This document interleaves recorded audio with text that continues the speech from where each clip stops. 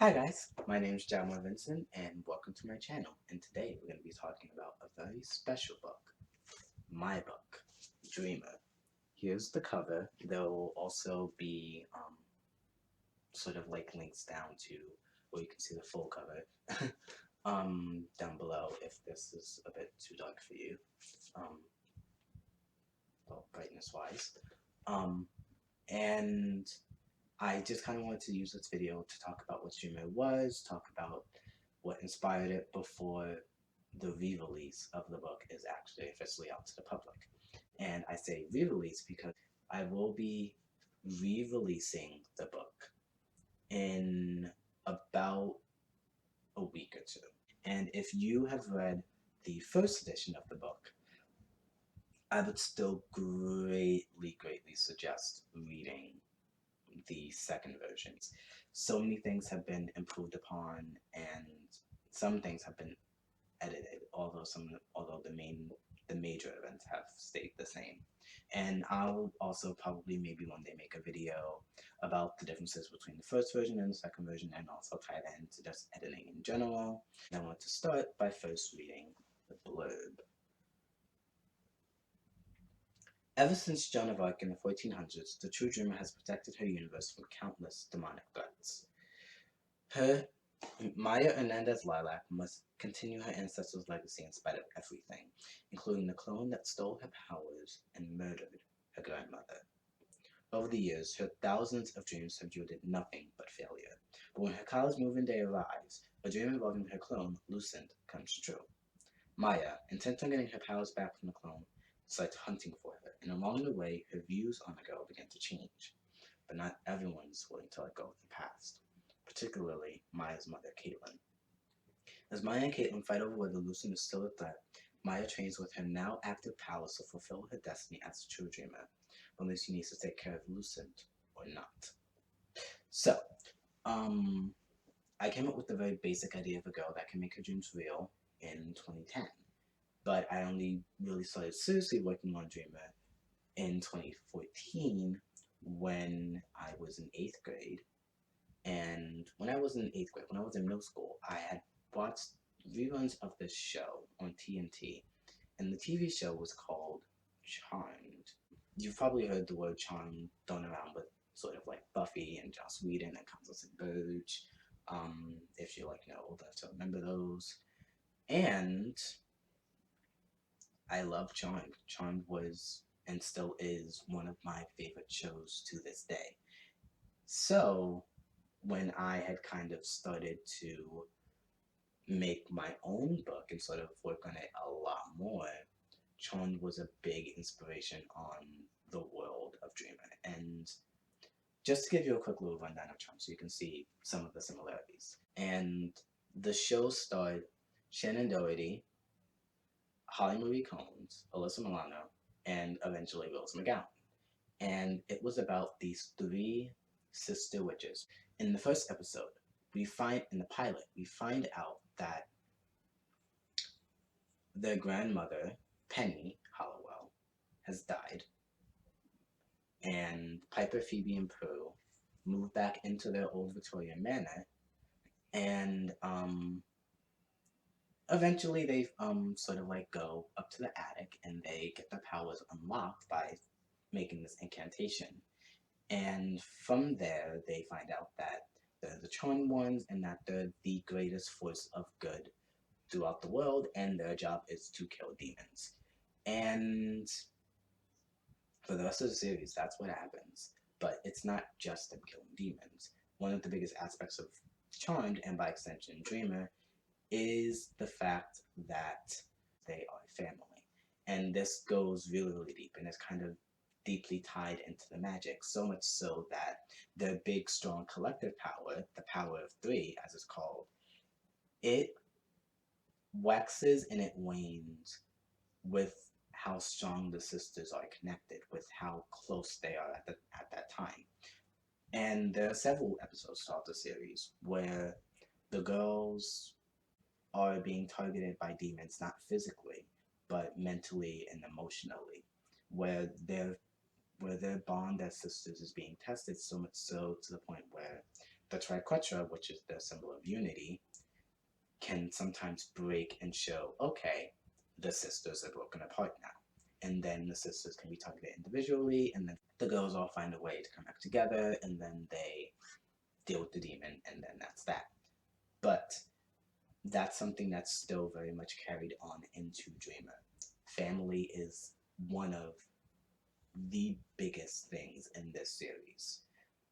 Every true dreamer has their own connection to sort of the true dreamer legacy, and that is built off of how their mother and how their grandmother saw it and how they were talked to and what they've gone through in their own lives. Mira, Maya's grandmother, has a different experience to it than Maya, who has a different experience to it than Caitlin, who isn't a true dreamer, but she's in this weird middle ground between them where Caitlin has her own issues that we find out about in the book that I honestly really, really, really love. And just everything around the True Dreamer is something I really, really love. It's one of the deepest parts of the book, I feel, where you can really get a sense of everything that surrounds this world, that goes on in this world. You can really get at the heart of everything that is in this world. And now, of course, Charmed and Dreamer aren't a one-to-one thing. For one thing, one of the biggest kind of smaller things in Charmed was that the magic in the world was hidden. The witches, the demons, the fairies, all of that, they were essentially kind of hidden away and they didn't really exist or interact with with outer world. In Dreamer, that's not the case because I'm not the biggest fan of hidden magical worlds in my own books, really. My own books is just kind of, I don't understand them because, well, you could have so much more deeper, intricate, personal to the book world building if you don't have a hidden magical world. And you don't necessarily have to go with the whole, oh, humans will be ranting and rioting and raving and everything because, you know, that's what humans do because it's unnatural. And that is just not a thing that I have happen. That's not a thing I have do. And it's subverted so much so to the point where even the humans, everyone in this world, everyone in the Dreamer world, in the Dreamer universe, has powers. Humans, Lagans, which is a species that I made, Benai, a species I made, all the species, including Dreamers, including humans, have powers. Yes, there's still strife and there's still discord that comes up, and that's kind of super background. But it's not based on, oh, they don't understand. It's a bit deeper than that. But the hidden magical world is one of the bigger things in Dreamer that one of the bigger things in Charm that Dreamer used to have, but it doesn't have anymore because of just my own personal feelings about that. Another thing that was an inspiration for Dreamer was sort of stuff like Sailor Moon and Cardcaptor Sakura and Tokyo Mew Mew. In the sense that Dreamer is quite honestly basically a magical girl anime. Just to go through some of the quick little tropes that Dreamer has that are related to it. One, Maya's a college student. And granted, this is a thing that was more Charmed related in my head than it was Sailor Moon. But Maya goes to school, and we see her go to school. We see her go to classes and interact with people in classes, and we see her have lessons, and we see her do homework. We see her have a life outside of all the demon hunting and all the demon fighting that she does. And again, this was something in Charmed because the girls in Charmed, the sisters, they still had love and friends, and they still had work. Sometimes their work got disrupted by demons. Sometimes their jobs would get blown up. Some It was a lot of things that would happen in Charmed as a result of the demons and their personal lives intersecting and interacting, and it would just be even more confounded by the fact that, well, you know, hidden magical world. In Dreamer, it's a bit more relaxed because everyone knows who Maya is, but it's still not easy. Maya's a superhero, yes, But even as a superhero, you still have rent and you still have a job and you still have school. Maya also has a guardian angel who takes the form of a cat. Yes, we have kind of, sort of, basically Luna. And there's also the fact that Maya and all the true dreamers, they can get this corset dress on them, which I probably will have a illustration of Maya in her corset dress and maybe also Maya in her armor if I can pop those in. They'll probably be like up on the screen right now so you can see them, so you can see the illustrations that my friend did, which are absolutely amazing and I love them so much. And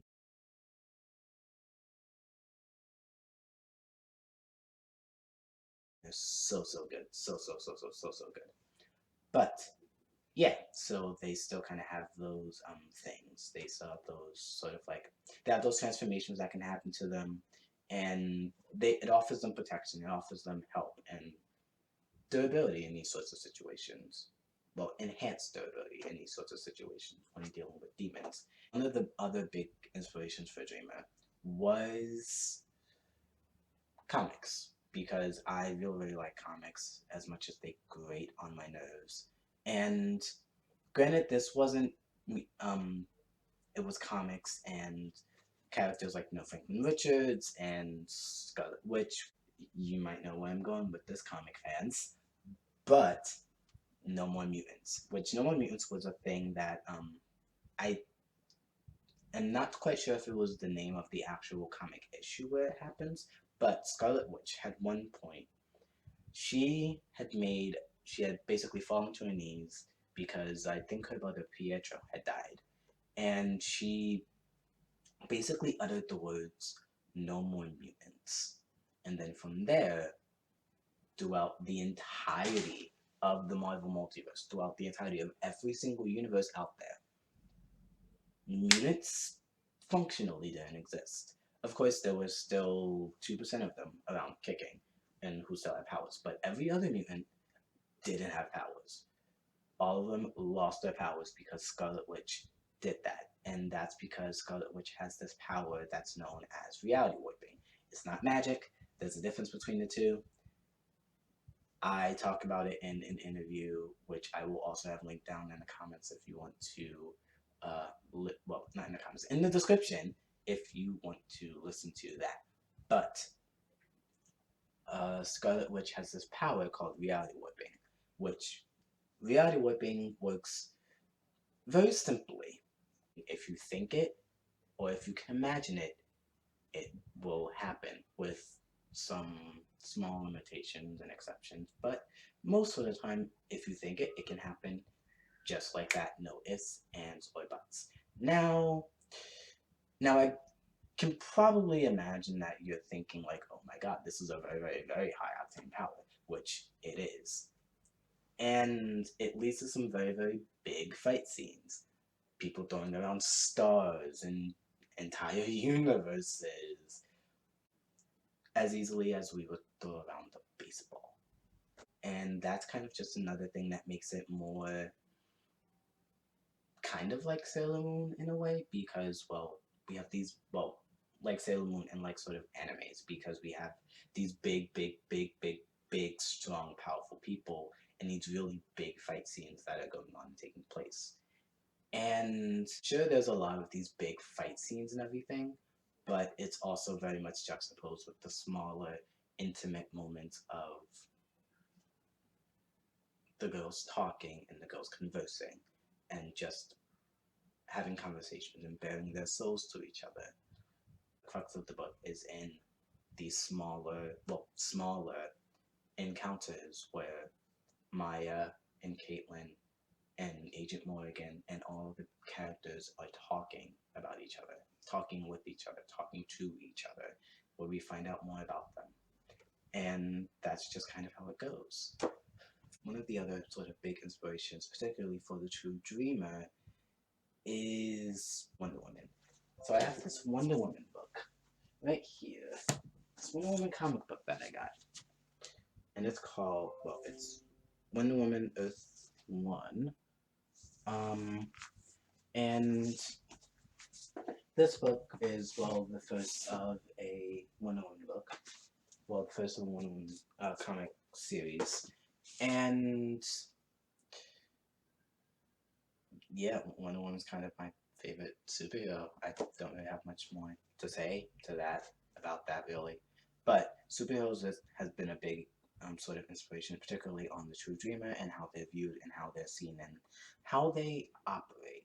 Granted, Maya may not have the whole secret identity because of the way that her world works, but um, in the picture you can see that Maya has a tiara. That tiara she can take and throw like a boomerang, like Wonder Woman can.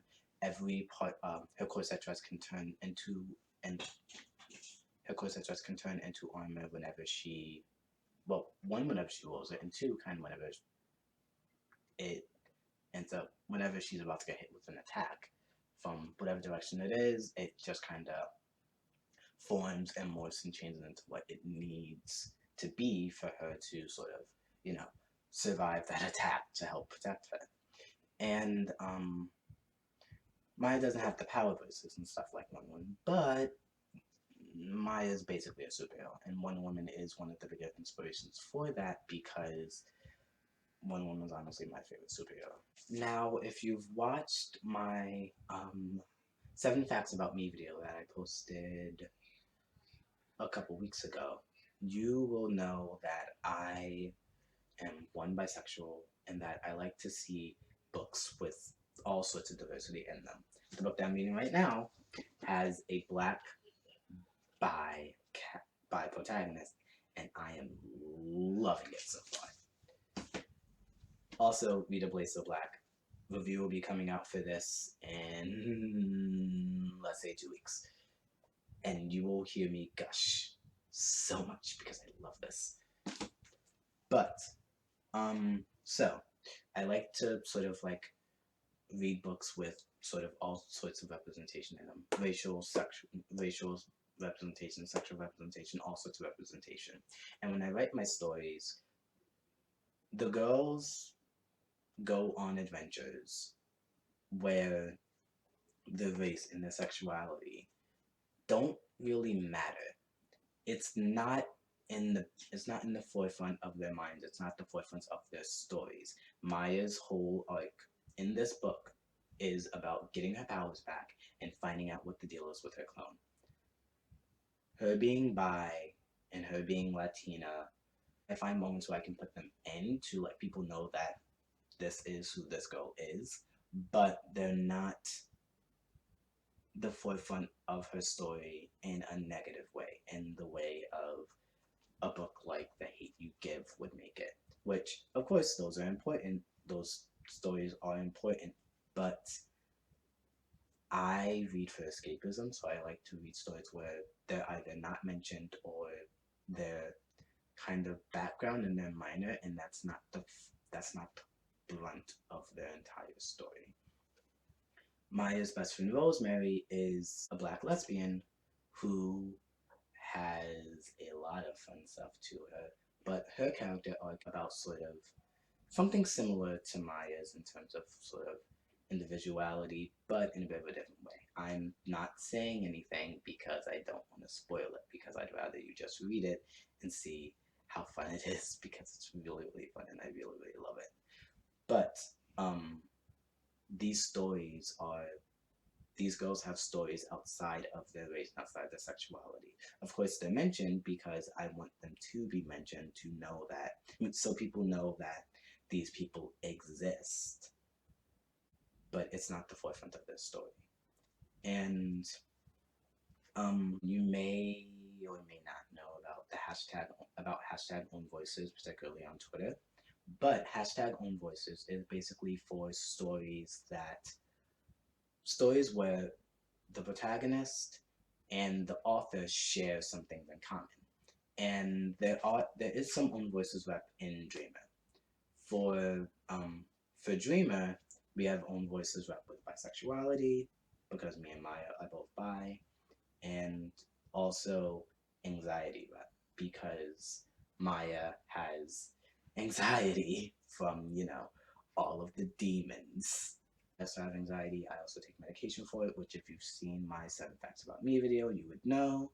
I am not Latino, so the the mixed rep for Maya, who Maya is both Dutch and Honduran, that isn't necessarily me, but I have done as much work as I can with that. I've talked to someone who is Honduran. I've made sure to make it as authentic as I possibly can because, again, diversity is important and it shouldn't just be limited to the things that apply to me.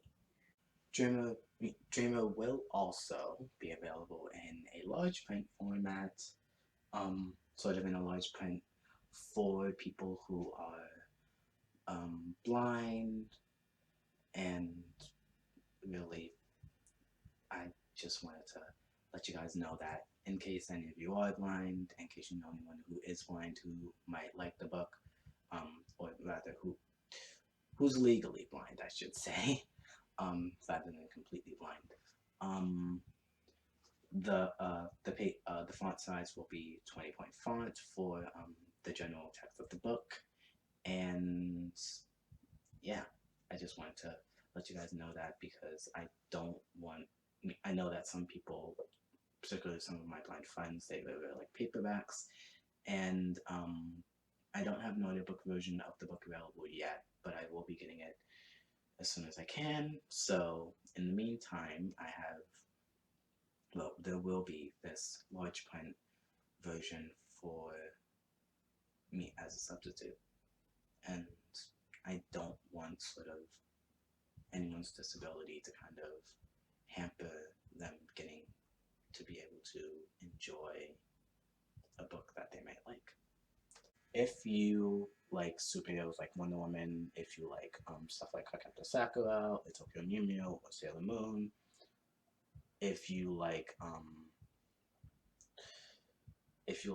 TV shows or books or movies where family is a big aspect of the story, and if you like, I know this is gonna sound bad to say and sound like a red flag, but if you like strong female characters, women who actually have strong familial and friend relationships with each other, women who are just people and who aren't based around sort of like, thinking about their boobs all the time, or really ever, because that never happens in the book, or sort of like, like all of that, like, typical stuff that, all of the stuff that you see on the Twitter from like men writing women. If you want to see a book where women are treated as people, I would really recommend giving Dreamer a shot. And I know I'm a bit biased because, well, this is my book.